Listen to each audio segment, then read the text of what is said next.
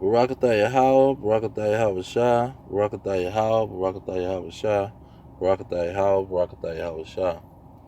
Now, quarantine is in the Bible. Quarantine is broken down very simply, and it's in detail. It's not something you got to, dig deep and try to think, meditate on it, and you ain't got to do none of that. It's told to you point blank. You see, and direct, live and direct. And so it's the same thing that happened in the old world. What happened to the nation of Israel or in Jerusalem when the end of that place was finna get destroyed? They quarantined the city. They surrounded the city with soldiers to say, anybody that's coming in there, Christ told him, he said, you gonna be pretty much quarantined. If you want to go to that city, you better not go in there, because you ain't gonna be able to get out. Once you go in there, ain't gonna be able to get out, because it's finna be destroyed. And the Romans finna quarantine the city. These stinking Edomites finna quarantine the city. So you best to get up out of there. He told them to flee to the mountain. Go flee to the mountain. Because in Matthew 24:15 say, when ye therefore shall see the abomination of desolation spoken of by Daniel the prophet, stand in the holy place, you see, then let them which be in Judea flee into the mountains. So when you see these people quarantine this city, you know that's the time you need to take flight and hit the road, because you finna see a major situation. And just to show in the history, they was tore up in that city. They starved them out.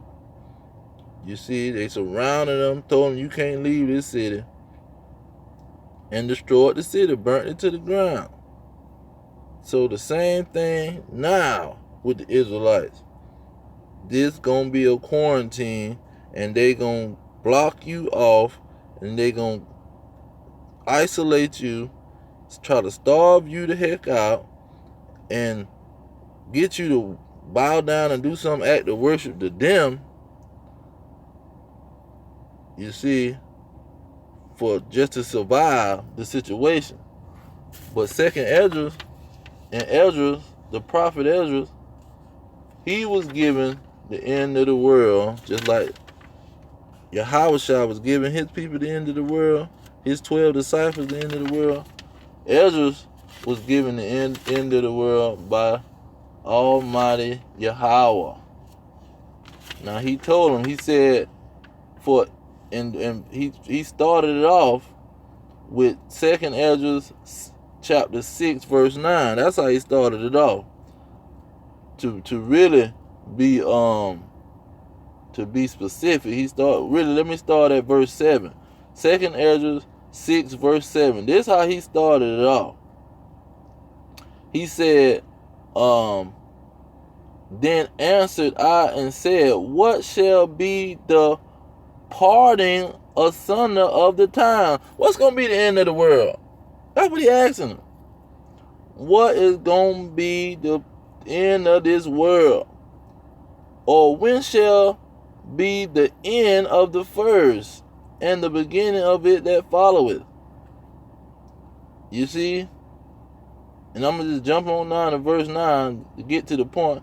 He said, for Esau is the end of the world, and Jacob is the beginning of it that followeth.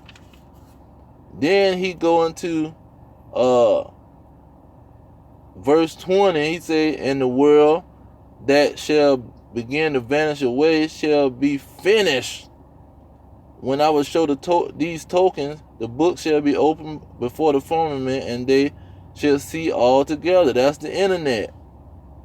The internet gonna be established, and the word gonna be coming through that internet worldwide and in full effect. Then in verse 22, he said, "The suddenly shall the sown places appear unsown, and the full storehouses shall suddenly be found empty." That's the stores being empty though. You go in the grocery store, everything gone.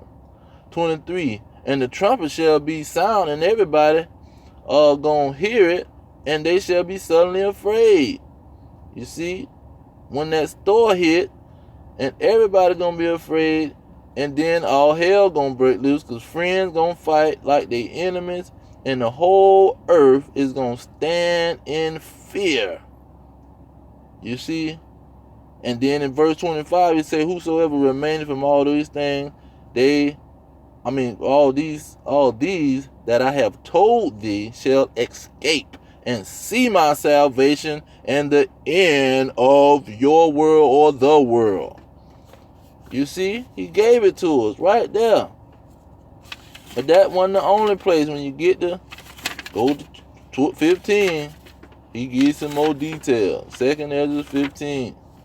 He give you more details on the end of the world. You see, he say, 15, let me see, 15, to just get to the point, 15, I'm going to say 14. Let's start at 14. Now, he talked about Egypt. He gonna smite Egypt again with plagues. How you smite Egypt again and Egypt been destroyed? Because he talking about spiritual Egypt, Babylon the Great, America. But he say, after they get hit with the plagues in 14, 2nd Ezra 15, 14, he say, "Woe to the world and them that dwell in it. For the sword and their destruction draws nigh, and one shall stand against another and fight with swords in their hand. For," going down to 16 all the way to 17, "for there shall be additions among men, invading one another. They ain't gonna respect their kings and their princes.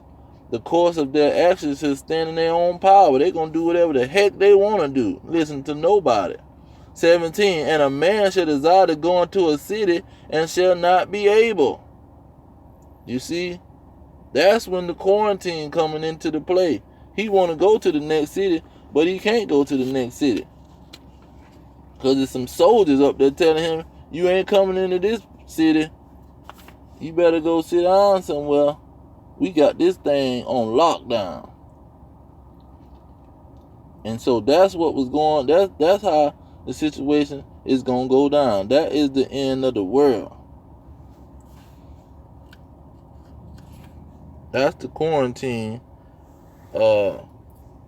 in the Holy Bible. Christ told you about the quarantine.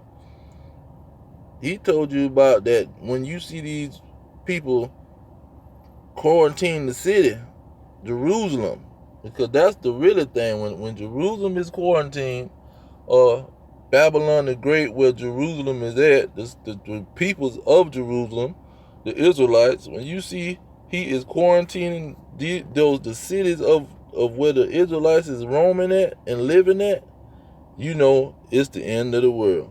And then he say, when the grocery store is empty and the famine break out and these Negroes lose their mind and don't care who in the heck is the president or the whoever the heck, the police chief, sheriff, anything, they going to do what they want to do, and they going to raid people's houses and fight each other.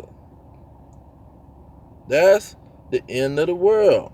And this is Esau's kingdom. The white man control this country. And all them other countries that's wealthy. That's why they worried about a migration of some immigrant migration. Because people trying to migrate to where the Edomites at, so they can live on the hall with the Edomites. And the Edomites saying, y'all need to stay in y'all own dirty country and leave our country alone. That's why they say Esau is going to be the end of the world, because he was given the blessing, and this is his world. And the end of it, the quarantine, is the sign of the end of the world. That's why he said, when you see the abomination of desolation, that's when you hit the road and flee into the mountain. When you see the quarantine come, you know it's the end of the world off the rip. It shall be a great tribulation, such as was not seen since the beginning of this world at this time, nor ever shall be. And he have to make the days short so the elect can be saved. So just want to make that quick video. All praise to Yahweh Hashem Yahweh Shai, by Hashem Rekakadash. Double honor to the elders pushing the truth. Peace to these elect worldwide, fighting for the faith, contending for the faith. Death to America, death to these red dragons. Shalom.